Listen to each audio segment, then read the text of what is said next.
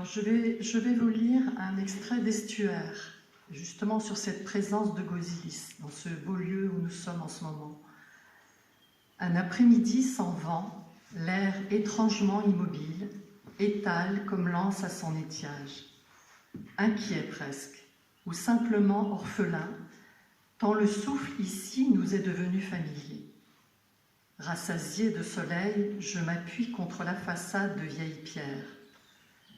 Une petite maison que j'habite religieusement, posée sur une butte, avec sa niche et ses ogives, un peu plus haute que le calvaire élevé au tournant du chemin de terre qui y conduit, d'ornière en ornière, longeant la rive au bateau couché sur la grève ou debout comme les aiguilles d'un cadran imaginaire. Les saisons, dans le creux des sétences à l'écart, n'ont guère d'importance. Même les arbres, les doux géants, gardiens du lieu, ne s'en préoccupent pas. Été comme hiver, ils jouent avec le ciel, de la pointe de leurs ongles nus ou de leurs longs bras velus, la multitude des feuilles comme un bruissement d'ailes, quand un souffle passe, l'automne ici n'étant jamais qu'un somptueux couchant qui éparpille le ciel sur l'herbe toujours verte. Celles qui comptent sont les saisons d'un jour, qu'on appelle plus communément les marées.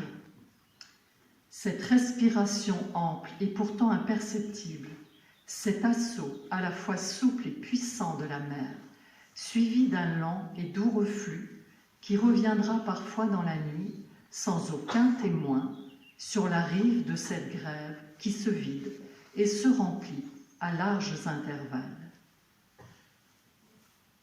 Tout contre le mur tiède, cette anse, je la tiens du bord palpitant de mes yeux. J'en mesure l'arrondi par mon ouverture en deux dents, lui prêtant l'anse de mon cœur, où elle vient se prolonger, pousser plus loin sa langue d'eau, m'éveillant à une profondeur enfouie en ma chair ajourée. Une autre enclave, toujours plus secrète, où les oiseaux, pas plus que les pas, et souvent même la lumière, ne se hasardent.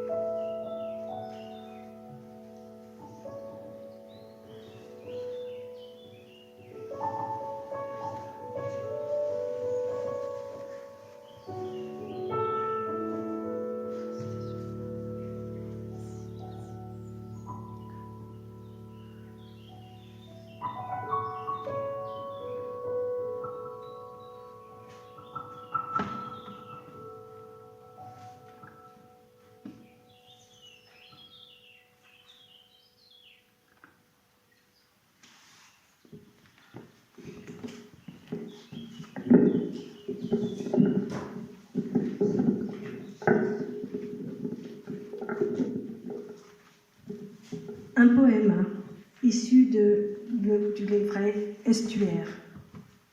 La vague.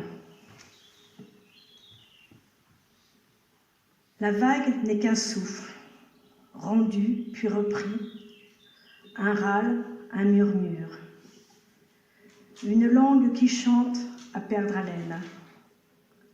Un souffle, ainsi bat-elle entre les rives tenues de mes côtes, l'assise profonde qui la soulève et la reprend. Et l'on croit qu'elles sont nombreuses à couvrir l'étendue, mais il n'en est qu'une, comme il n'est qu'un souffle qui s'en va puis revient. De ce lion qu'il entraîne avec lui tout l'infini qu'il a vu naître, déposant à nos pieds l'horizon roulé d'un murmure. Un blanc tournoiement, une caresse légère, et vague de tous ses voyages, comme vague est le ciel vague, vague la mer, le regard faible pour se perdre. L'angle du large venant boire aux fontaines terrestres et battant la pierre des quais, jouant avec les anneaux auxquels les bateaux sont tenus en laisse. Enfin, sans voix, étendu de tout son long, et respirant par un poumon sans fond, bleu d'une syncope, bleu sans teint, tranquille étalement, et que l'on ne veut pas savoir ce qui viendra.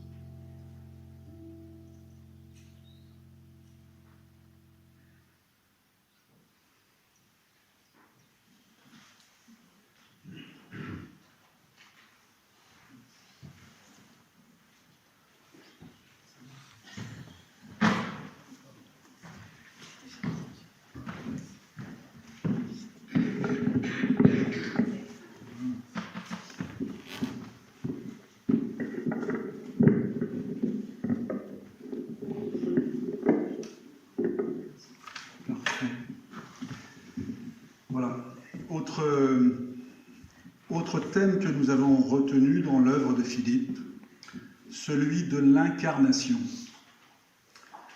Pour Philippe, l'incarnation est le cœur de sa pensée et de son œuvre.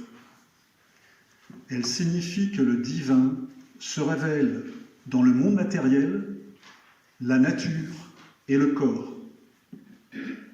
La matière n'est pas un obstacle, mais le lieu où la présence spirituelle se manifeste. Sa poésie et sa prose cherchent à révéler le sacré dans l'ordinaire, à montrer que la grâce est toujours incarnée. Alors j'ai choisi 2 extraits dans 2 livres différents. Le premier, Avance en vie profonde. Avance en vie profonde, l'incarnation dans la rencontre, la lumière humaine, à la page 39.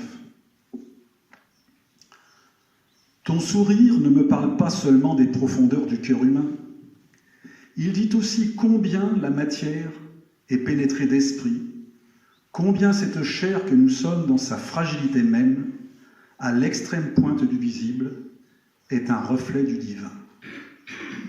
Au moment où un sourire fleurit sur un visage, au-delà des raisons qui le suscitent, l'univers s'accomplit, sans bruit, sans parole, dans cette dernière métamorphose de la vie, comme une couronne à son sommet, aussi précieuse que fugitive.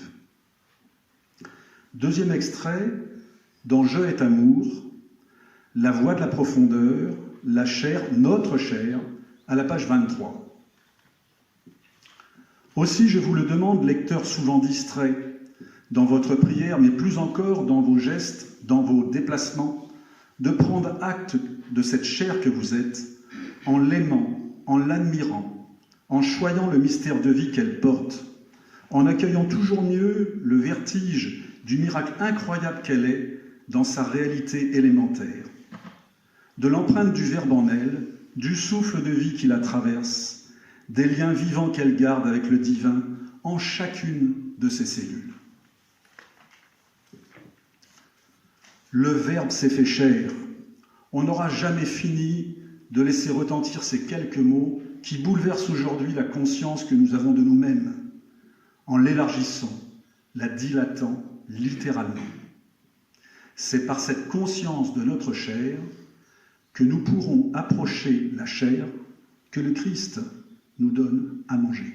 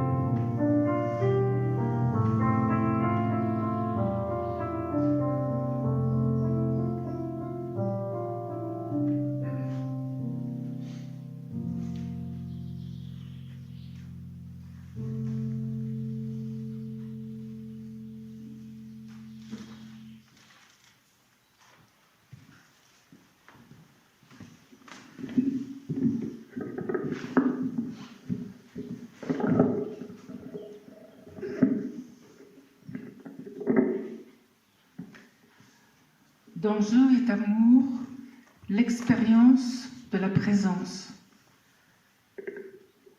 La présence dont le sentiment parfois nous envahit n'est jamais que la conscience fulgurante que nous avons de cet être, de l'être de Dieu comme de notre être, car il n'en est qu'un. Dieu est présence, et il me suffit d'être totalement présent pour entrer dans cette présence, pour être présent de cette présence, en présence par ce présent, comme nous sommes appelés à partager l'être même de Dieu. Parce que le silence est un, parce qu'il est simple, pur, sans mélange aucun, tout en lui s'unifie, tout en lui circule, tout devient participation, communication, infusion. Et c'est cela l'amour, cette transparence absolue qui ne retient rien pour soi. Tout circule parce que tout est libre. Dieu est présence, Dieu est amour. Il n'y a que dans le silence qu'on puisse en saisir toute la portée et toute la profondeur.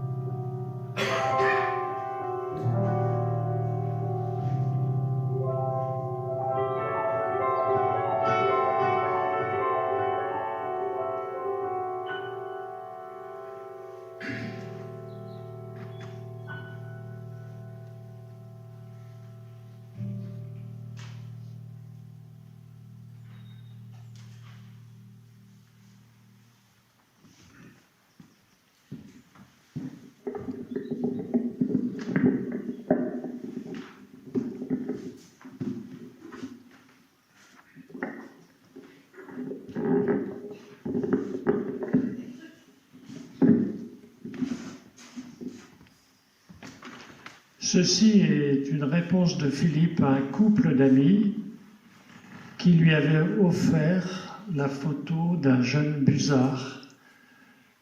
C'est le petit de la Buse, je crois, que voici. Photo de busard. Donc, ce qui est intéressant à savoir, c'est que c'est en juin 2018.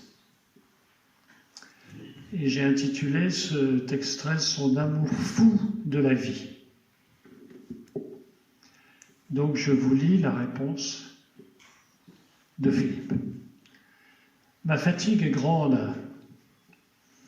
Je dors beaucoup, peu disponible au téléphone pour le moment. Côté hôpital, je suis en confiance.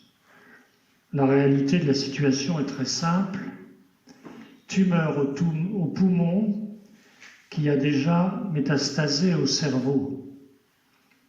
Il faut cependant attendre l'histologie pour connaître son profil exact, un examen très pointu qui va déterminer le traitement. J'évaluerai alors si je m'engage dans la durée ou si je choisis l'éphémère. Je suis comme ton poussin. J'entre dans la vie, je vais m'envoler, mais ne sais pas encore dans quelle direction. Tout cela dans la paix. Un grand bonheur tranquille, une gratitude et un amour fou de la vie que je ressens comme un miracle permanent. Le battement du mystère de Dieu au cœur de chacune de mes cellules.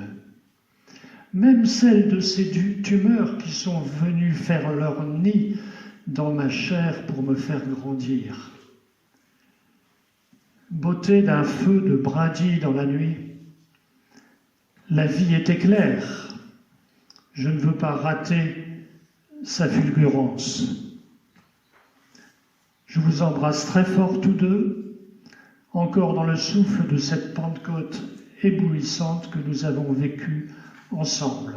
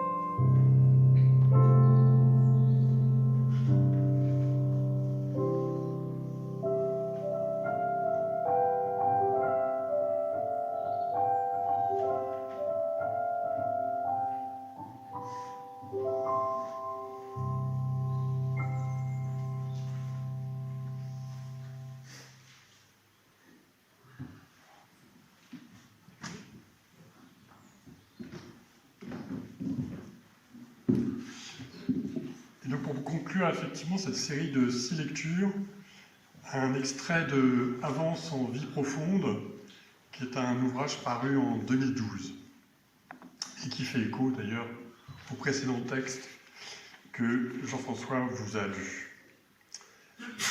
Passage demeure le maître mot, de l'ancien au nouveau, du pays d'esclavage à la liberté d'une terre sans frontières, de la mort à la vie, de cette vie à ce qui vit en elle. Quand beaucoup déplorent de vieillir, au milieu de ces montagnes, il me semble au contraire rajeunir. Je me rapproche de la source, sa fraîcheur toujours plus sensible. Ce n'est pas à la terre que nous retournerons, mais à la lumière, celle des commencements, celle que nous aurons poursuivie intérieurement. Parce qu'elle est à l'origine, parce qu'elle-même est origine, elle reste la plus belle métaphore de la fin, le dernier fil qu'il faudra lâcher après nous avoir conduits jusqu'au sommet du visible.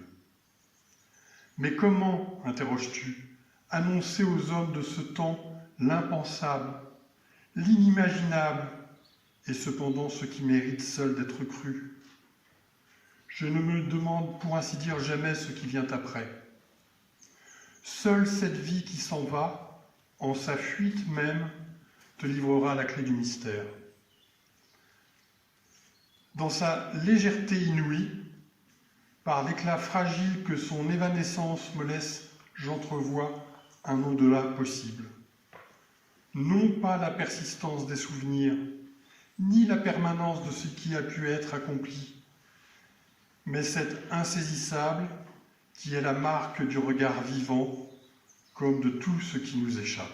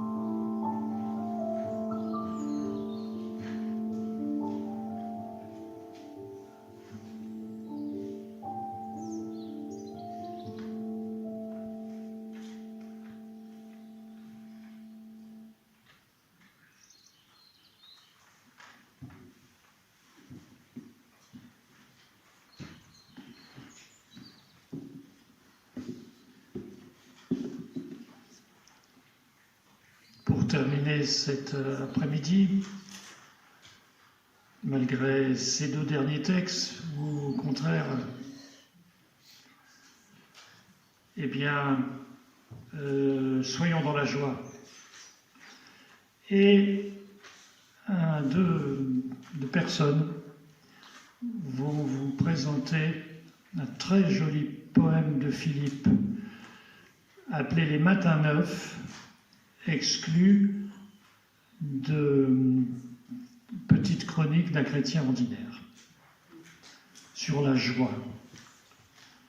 Et aussitôt après, Thierry Machuel nous fera une explosion de son art, joyeusement, avant d'aller prendre ensemble le pot de l'amitié chez Aliette, qui vit dans un cadre également tout à fait joyeux.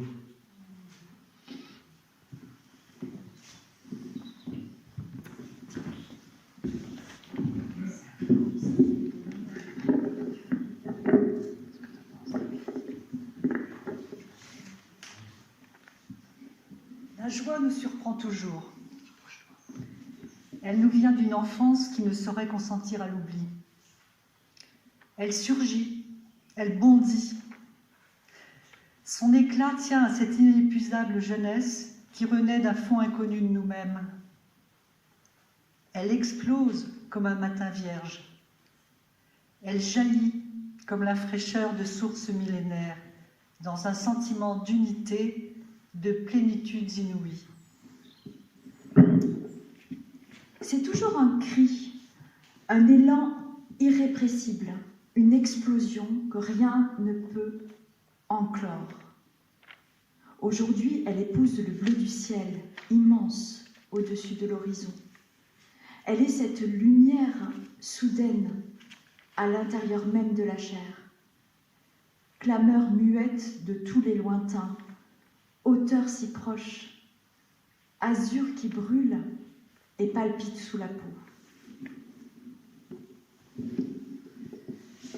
Je ferme les yeux un moment pour m'imprégner et laisse résonner ce mot si simple, si bref et chaud, rond comme un astre, lumineux comme le son des cuivres ou des cloches.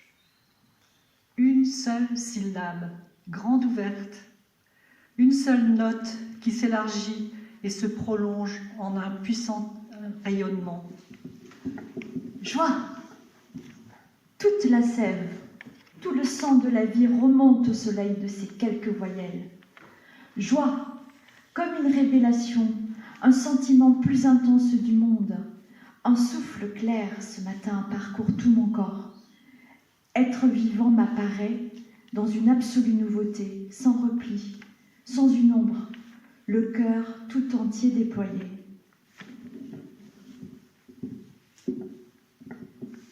La joie chrétienne rallume une étincelle divine qui nous fait signe.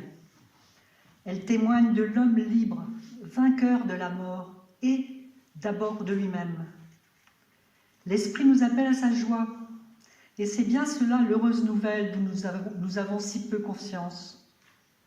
Notre joie n'a d'autre contenu que la gloire du ressuscité, son éblouissement qui nous comble au-delà de toute mesure.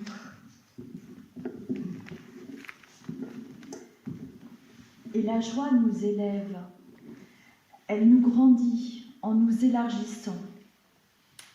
Toute joie a quelque chose de messianique.